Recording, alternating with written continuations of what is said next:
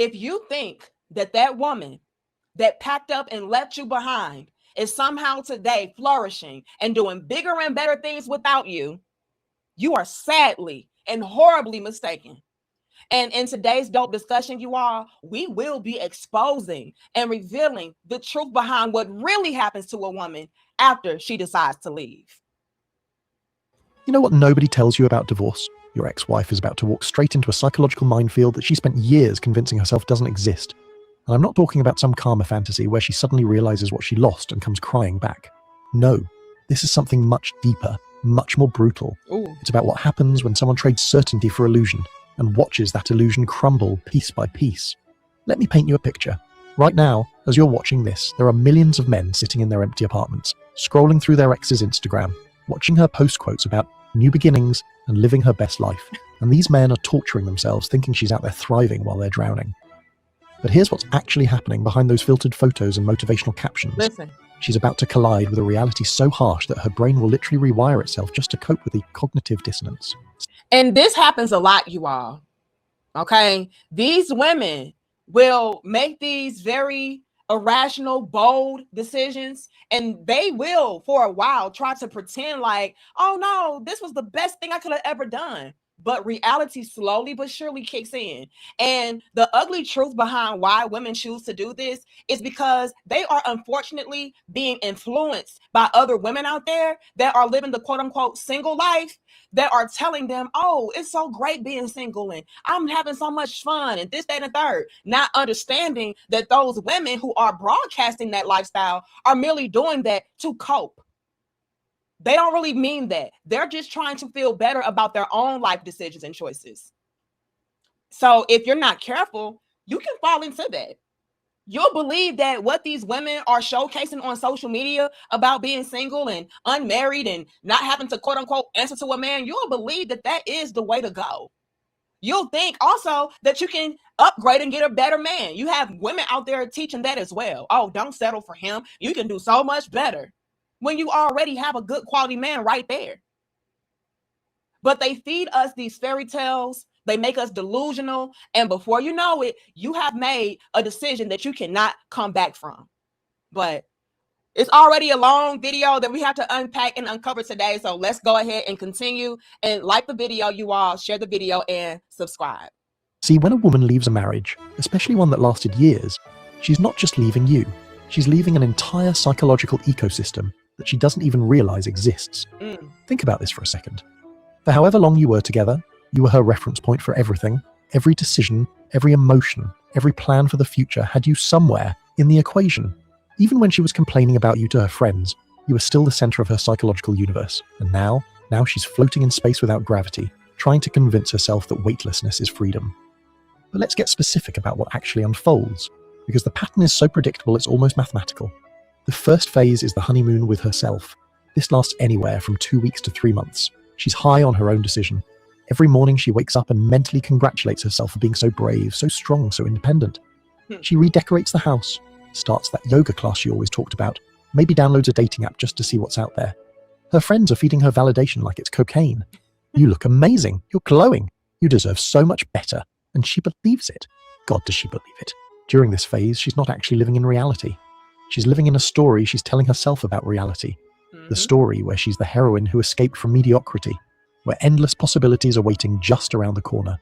And this is what I'm talking about, you all. You will have women really in their minds thinking, oh, I am too good for this.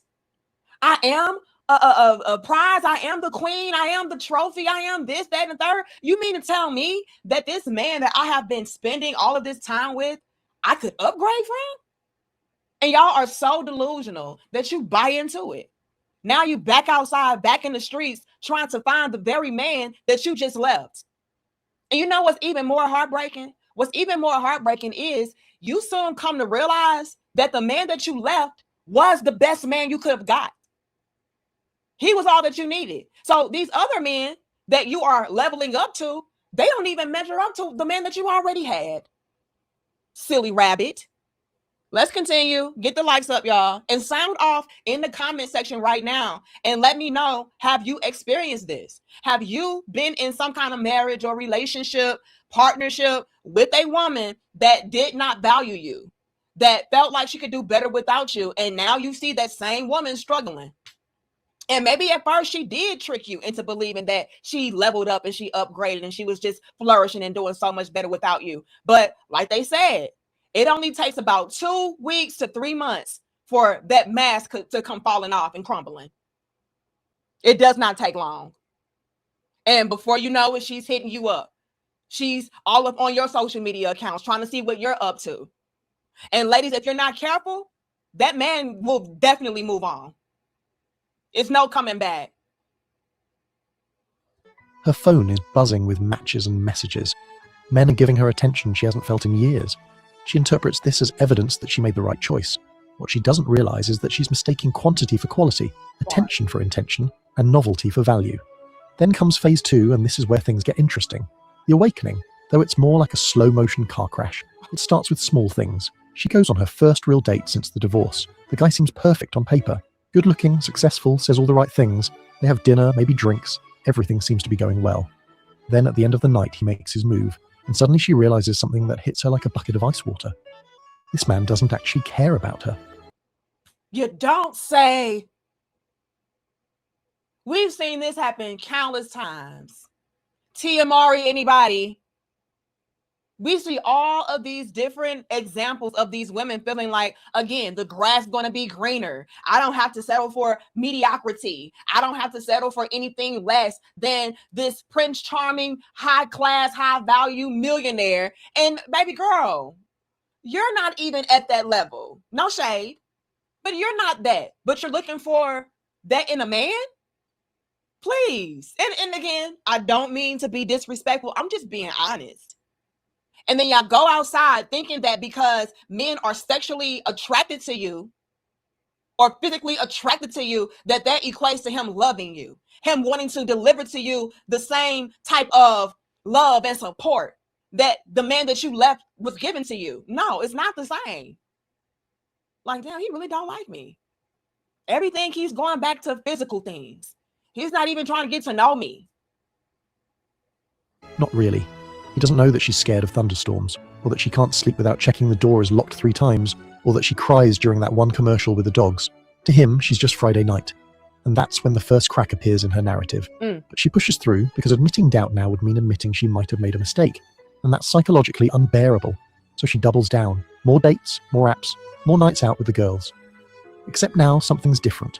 The attention doesn't feel quite as intoxicating. The compliments feel hollow. She starts noticing things. How these men talk about their ex-wives, how they interact with waiters, how quickly they try to escalate things physically. And slowly, without even realizing it, she starts comparing them to you. Not consciously, mind you. Consciously, she's still maintaining the story that you were the problem, but subconsciously, her brain is doing what brains do. It's pattern matching. It's comparing and contrasting. That guy who seems so charming, he talks over her constantly. The one with the great job, he's emotionally unavailable. The fun, spontaneous one, he's actually just irresponsible and drinks too much. And with each comparison, you start looking better in hindsight. Not because you were perfect, but because you were known, you were safe, you were home. This is... You mean boring? Right? That boring guy that you left behind, you mean to tell me that maybe, just maybe, he was a good quality man and now you're seeing his value after the fact? But by this time it's too late? Is that what that's sounding like to you all? That's what it's sounding like to me. Oh, it's just so boring, and I just feel, and I just want, and I just need. Look like you need them back, but it's too late right now. When phase 3 kicks in. The panic. It's usually around the 6 to 8 month mark. The novelty is completely worn off. Her friends are tired of hearing about her dating adventures. Her kids, if you have them, are acting out because their world has been shattered, and she's been too busy finding herself to notice. Oh. Now, I'm going to be honest with you all. I did not watch this entire video. I only saw like the first few minutes and I was hooked. And I said, we have got to talk about this. But they are dropping so many bars, gems, and jewels. And this dope discussion is going to be lengthy. So again, you all kick back, relax, get you some snacks, and let's dive into this, right? They are talking about how this woman's decision to leave behind something that was good and stable affects everything and everybody around them, including the children. And we are so wrapped up and our feelings and our emotions and our thoughts and our desires that we're not factoring into the equation, how would this have a domino effect on other people around me, my children, my friends? See, ladies, the thing that a lot of these chicks out here will not tell you is they get tired of you too. They get bored with you too. It's all fine and dandy for the first 2 weeks to a month. But after a while, it's like, girl, I'm so tired of hearing about you and all of your different dates and your interactions. Like, girl, would you find somebody already? It gets boring. It gets played out. You're one of us now. You're one of the lonely, miserable single women complaining about dating and relationships. Join the club. You're preaching to the choir. So the thrill is gone after a while. The luster is gone. Nobody cares about you talking to Darian and Kevin and Lucas, and like, who cares? Especially when, get the lights up, y'all, ladies, especially when they themselves are not going out on dates. So now they're in this secret competition with you and you don't even know it. These women are sizing you up like, damn, how are you going on all of these different dates? I can't get a date to save my life. But here you are going on 5 different dates and complaining about all of them. I wish I could get a man to hit me up. And don't let those women be aware of your previous relationship and knowing that you had a good man already. Now they real irritated. Like, girl, you could have stayed at home for this. But they're not going to tell you that. They're not going to tell you that until you've already left. Let's continue. She's exhausted from keeping up the performance of being happy, because that's what it is now, a performance. Every "I'm living my best life" post takes more effort. Every smile in public feels heavier. She's an actress who's forgotten why she took the role. The panic manifests in different ways. Some women go into overdrive, becoming almost manic in their pursuit of validation. More dates, more activities, more anything to avoid sitting still with their thoughts. Yep. Others retreat, spending entire weekends in bed, scrolling through old photos, trying to figure out where everything went wrong. But they all share one thing in common. They start rewriting history. The marriage that was so terrible. Maybe it wasn't that bad. You, the person she couldn't stand to be around. Maybe she was too harsh. The future she was so sure about. Maybe she miscalculated. Yep. And here's where it gets really psychological. She can't just admit she made a mistake. That would destroy her entire sense of self.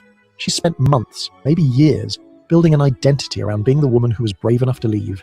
Her entire social narrative is constructed on this foundation. So instead, she does something fascinating. She creates a new story. One where maybe you've changed, maybe you've grown. Maybe if things were different now, it could work. This allows her to entertain the idea of reconciliation without admitting she was wrong. Meanwhile, let's talk about what's happening in the dating world she's navigating. Because this is where reality really bites. The dating pool for a divorced woman, especially one with kids, is not what romantic comedies would have you believe. Oh. The men who are interested fall into a few predictable categories. There are the players who see her as an easy target, someone vulnerable and eager to feel desired. There are the married men looking for affairs, who conveniently forget to mention their wives until several dates in. There are the perpetually single guys who are single for very good reason she's about to discover.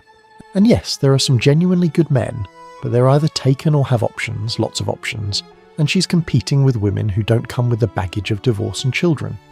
Oh. And if I'm a little choppy, I apologize, but you know, it's working overtime because we are streaming and all of that. But you all, that is a very highlight worthy fact. Ladies, y'all are not understanding that when you leave these marriages and you have children and things of that sort, that is additional baggage that you are potentially carrying over into a new relationship. And you all are competing with other women who may be younger, finer, more vibrant. They don't come equipped with children. They don't come equipped with ex-husbands. They don't come equipped with co-parenting and all of that. And that could make you fall way down on the priority list, way down on the top candidate list.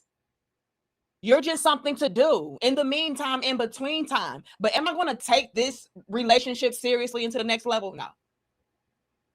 And by you all listening, once again, to these women on social media, they are leading y'all astray. They are telling y'all and teaching y'all that, yeah, girl, You can go back outside and upgrade and level up, and these men would love to have this and love to have that. Are you sure? We have to start being realistic about what's really going on. Starts to realize something terrifying.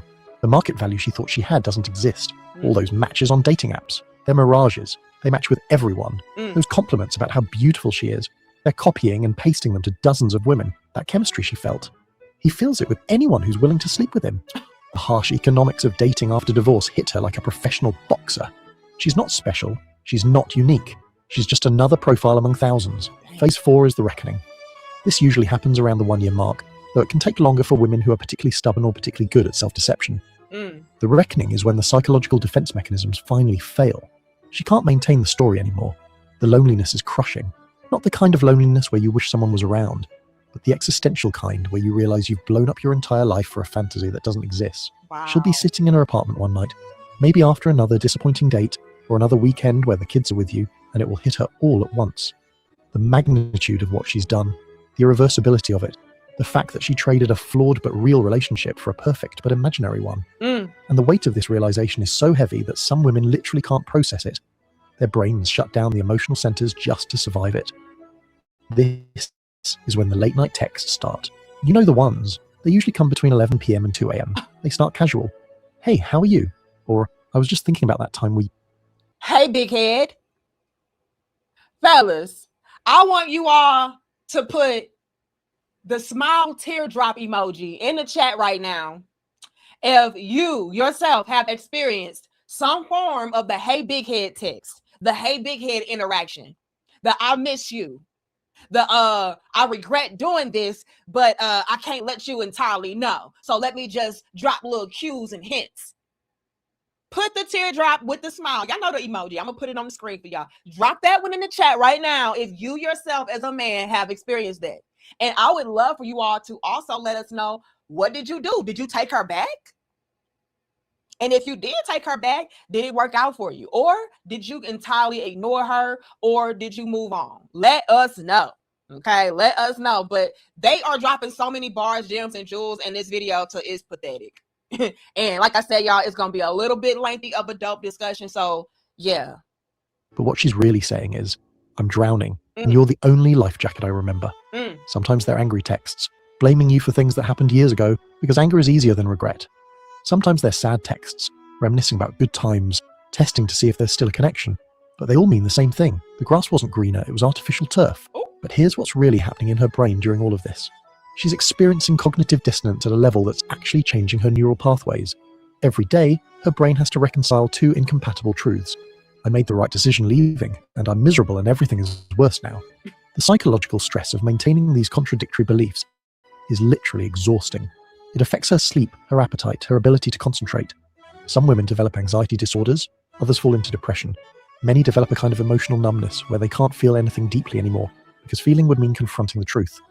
Let me tell you about the Sunday night syndrome. It's this phenomenon where divorced women have their worst moments on Sunday nights. Know why? Because Sunday night is when the performance ends. The weekend is over. The distractions are gone. The kids are asleep or at your place. Tomorrow is Monday and another week of pretending everything is fine.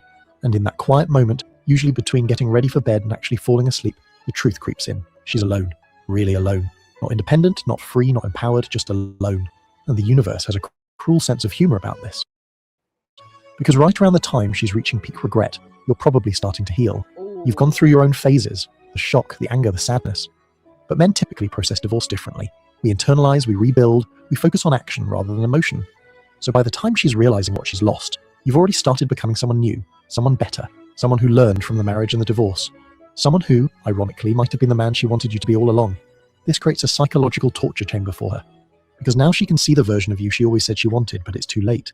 You achieved it without her, because of losing her, and the knowledge that she catalyzed your improvement but won't benefit from it. That's a special kind of hell that keeps her up at night.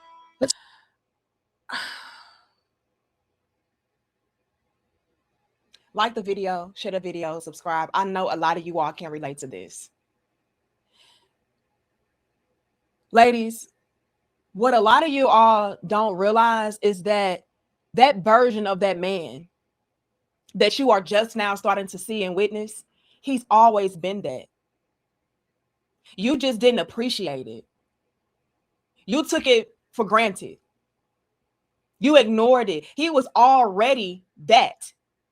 Now you're looking at him like, oh, damn. I see he's got this going on, that going on. He's starting to look better and do this and do that.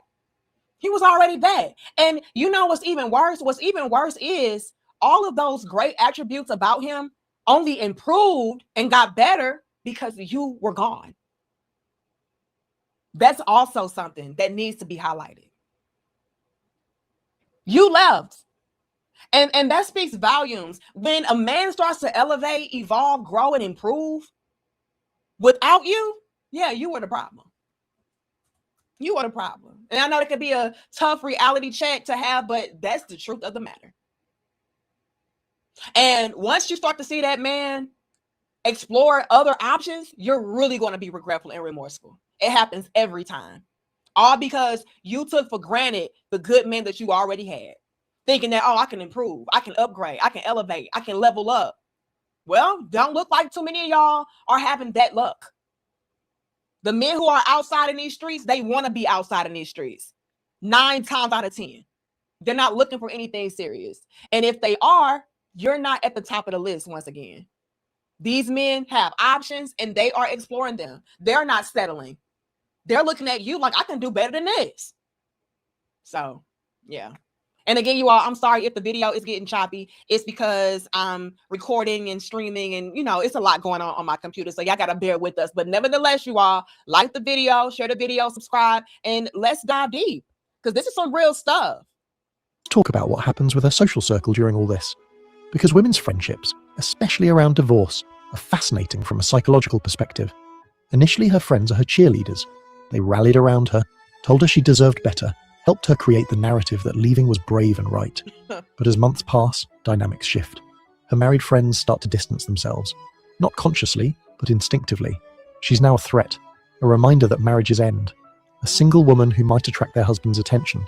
The invitations to couples' dinners stop coming. The group chats move on without her. Her single friends, the ones she thought would be her new tribe. They're competition now. They're all fishing in the same limited pond, and friendship becomes secondary to survival. Plus, she's not really single like them. She has baggage, history, kids maybe.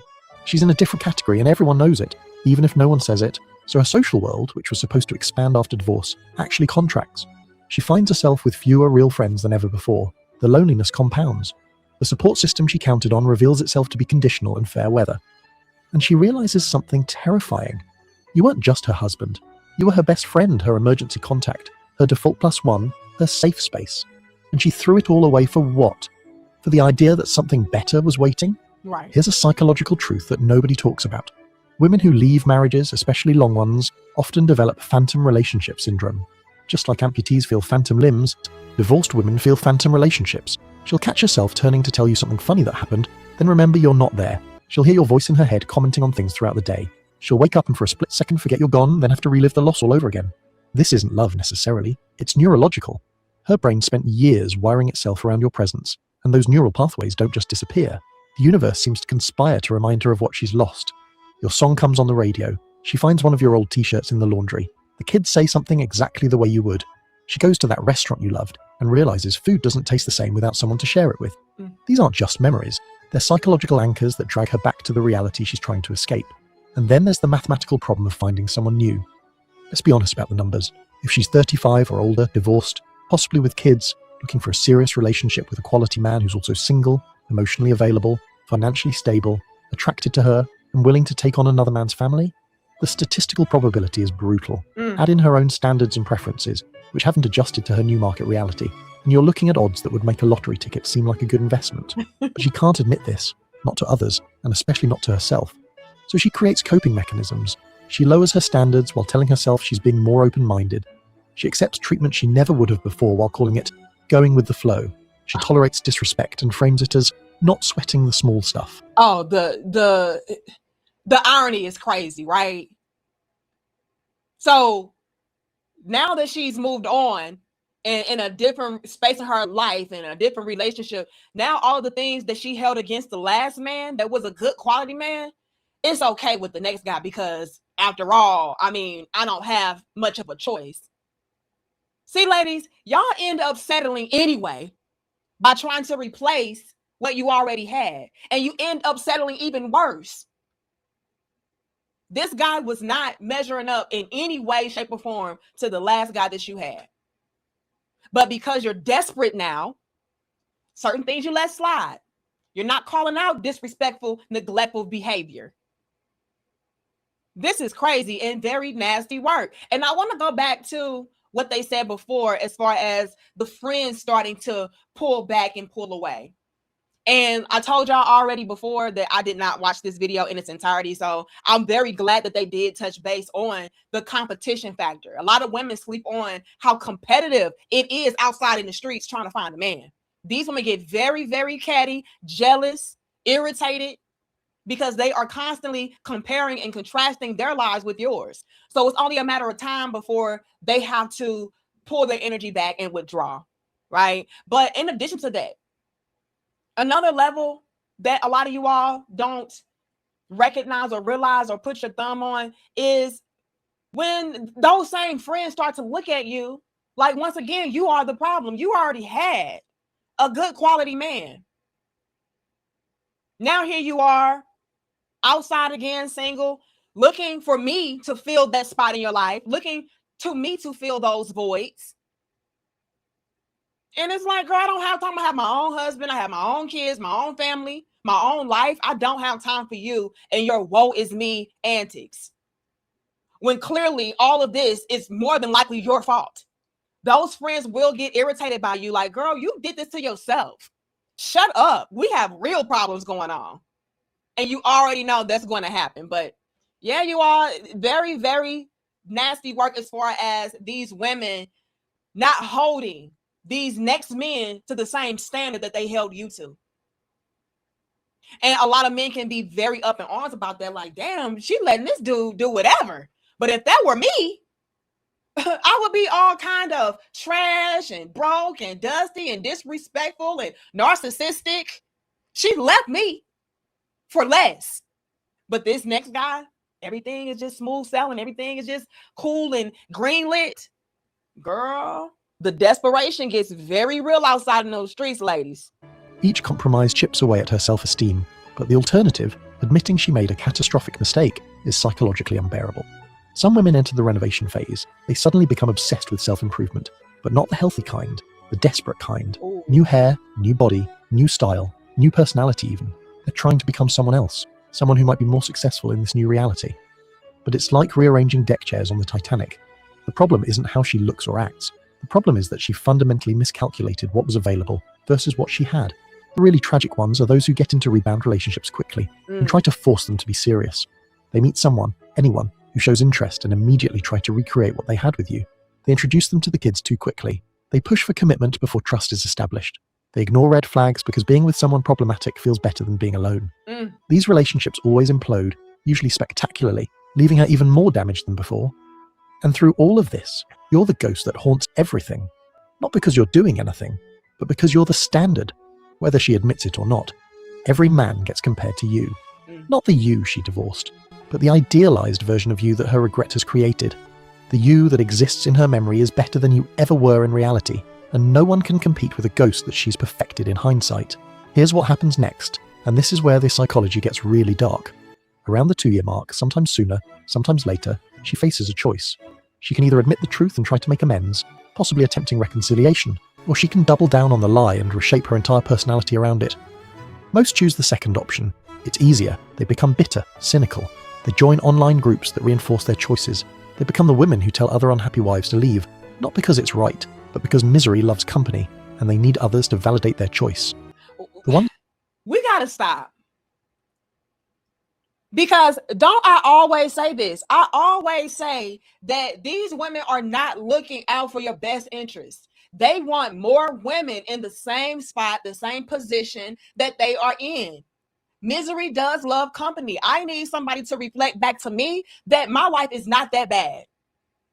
I need somebody to reflect back to me that I didn't make this huge mistake.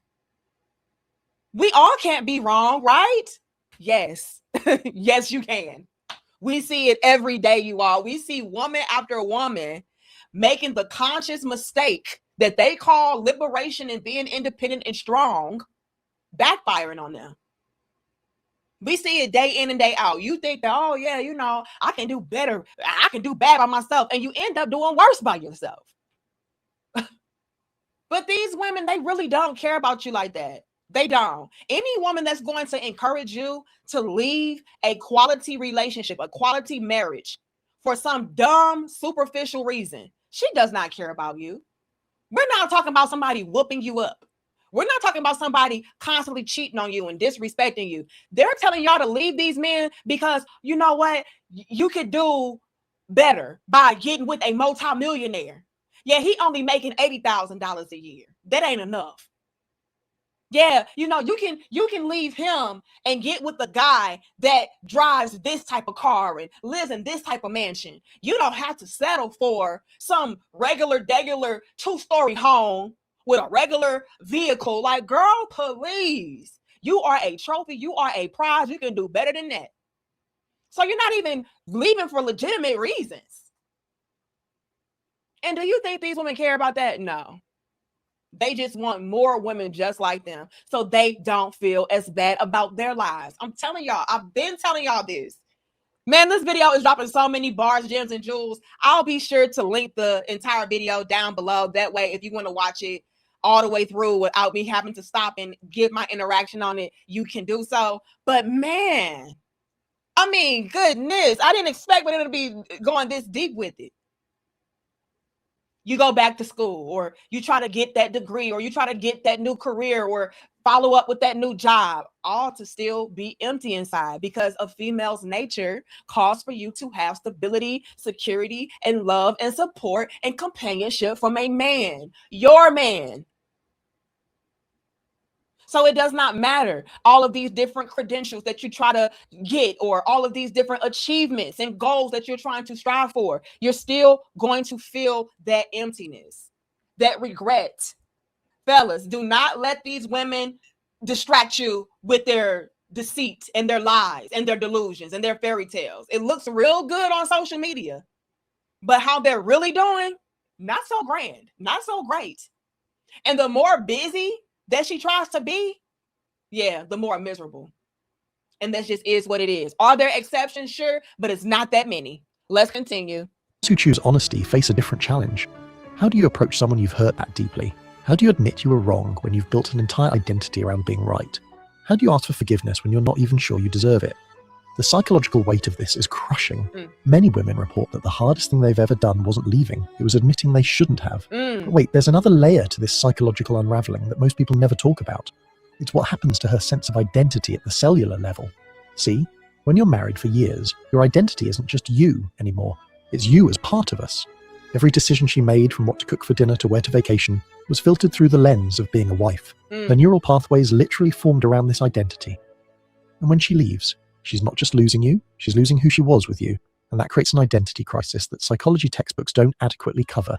Think about the small things she never had to think about before. Which side of the bed to sleep on when the whole bed is empty? What to watch on Netflix when there's no one to compromise with? Where to eat when every restaurant reminds her she's eating alone? These seem trivial, but they're death by 1,000 cuts to her psyche. Man. Every tiny decision becomes a reminder that she's navigating life without her co-pilot, and she fired him. The financial reality is another psychological hammer that drops around month 9. Divorce is expensive. Being single is expensive. That dual income that made life comfortable, gone. Now she's trying to maintain the same lifestyle on half the resources. But it's not just about money. It's about what money represents. Security, stability. The ability to dream about the future without checking the bank balance first. She traded financial partnership for financial independence. But independence without resources isn't freedom. It's just decorated poverty. Ooh. And here's something nobody prepares her for. The physical touch deficit. I'm not talking about sex. I'm talking about the 1,000 small touches that happen in a marriage. The hand on the lower back while passing in the kitchen, the feet touching under the covers, the automatic hug when someone's had a bad day. Touch is a human need, as real as hunger or thirst. And suddenly she might go days, weeks without meaningful human contact. Her body starts to rebel. Stress hormones spike. Sleep becomes elusive.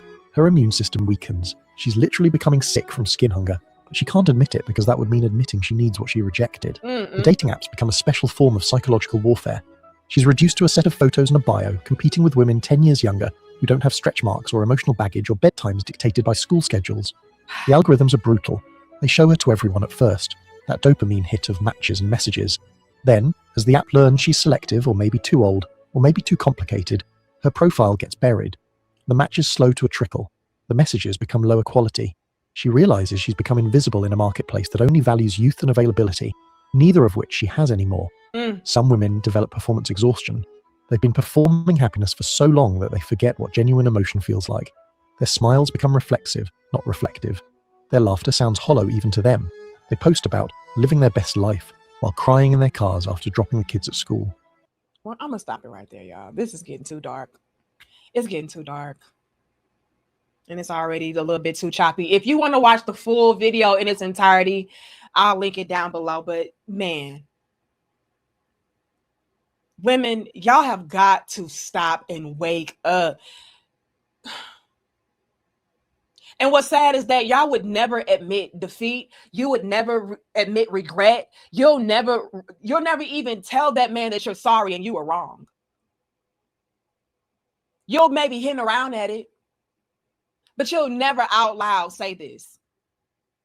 And they touch base on something else that I do believe is extremely highlight worthy. Again, like the video, share the video, subscribe. Real talk over here, you all. They brought up something that I did not expect, which was the vicious cycle of the internet sisterhood misery community, to where they all rally up behind each other and they bash men all day and say how trash men are all day. And that doesn't help.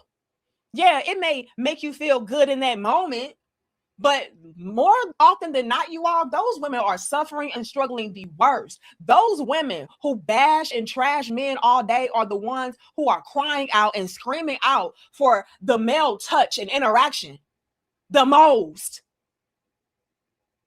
The ones pretending like, I don't need no man, I'm good by myself, I made the right choice. Those are the ones who are crying out for love, companionship, commitment from a man the most. You think I'm lying? Look around. Look around, you all. A woman who's really comfortable and content, I'm not going on all of these different social media platforms complaining about men and talking about how men are trash all day. No, I'm living my best life for real. So don't let these women fool y'all. Not only do they care, but they're the most regretful, the most remorseful, the most sorry about their actions, and they want that man back the most. But yeah, you all, I had to come on here and share this with you. I'm sorry that this is a lengthy, dope discussion, but I think we were able to uncover and expose a lot. Let this serve as a cautionary tale, ladies, that the grass is not always greener on the other side. Sometimes you can't do better because you are not the better option. Damn. Sometimes the man that you had was the best man for the job. Don't mess up. Do not fumble and get that good old humble. I keep on warning y'all. And fellas, the next time you see that woman that left you all over social media talking about she's living her best life and single life this and luxury life that, just know what's really going on behind the scenes. Refer back to this dope discussion. Refer back to this video and you'll know the truth. But that's all I got for y'all today. Like the video, share the video, subscribe. I'm going to check y'all in the next dope discussion. Sound off in the comment section down below with your experience, right? Have you gone through something like this? Are you a woman that went through this and now you're regretful? Be honest. Warn these other women about what's going on in your life so that they don't make the same choices. Fellas, let us know. Did you have a situation where a woman left you and thought the grass was greener only for her to come back crawling? Let us know. Love y'all. Respect y'all. Hit the like button for me. Peace.